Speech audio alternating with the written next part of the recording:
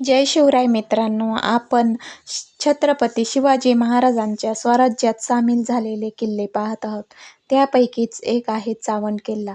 सह्याद्रीच्या उंच डोंगरांमध्ये उभा असलेला, नैसर्गिक संरक्षण लाभलेला आणि इतिहासाच्या अनेक घटना पाहिलेला हा आहे चावंड किल्ला, ज्याला प्रसन्नगड म्हणूनही ओळखले जाते. हा किल्ला पुणे जिल्ह्यातील जुन्नर तालुक्यात वसलेला आहे.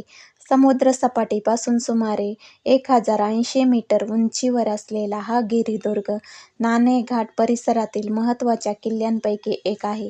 इतिहासात डोकावलं तर सातवाहन काळापासून जुन्नर परिसर व्यापारीदृष्ट्या महत्त्वाचा मानला जात होता. नाणेघाट या प्राचीन व्यापारी मार्गावर लक्ष ठेवण्यासाठी चावंड किल्ल्याला विशेष महत्त्व प्राप्त झालं. पुढे हा किल्ला निजामशाहीच्या ताब्यात गेला आणि इसवी सन 1485 ते 1636 या काळात तो महत्त्वाचं लष्करी ठाण बनला. इसवी सन 1670 मध्ये छत्रपती शिवाजी महाराजांनी मुघलांकडून हा किल्ला जिंकून स्वराज्यात सामील केला.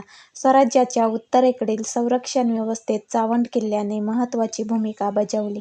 चावंड किल्ल्याची सर्वात मोठी ओळख म्हणजे कातळात कोरलेल्या पायऱ्या आणि गडमाथ्यावर असलेले सप्तशृंगी देवीचे मंदिर. गडावर पाण्याची टाकी, तटबंदीचे अवशेष आणि जुन्या वास्तूंचे अवशेष आजही पाहायला मिळतात. चावंड किल्ल्याच्या पायथ्याशी चावंडवाडी हे गाव आहे.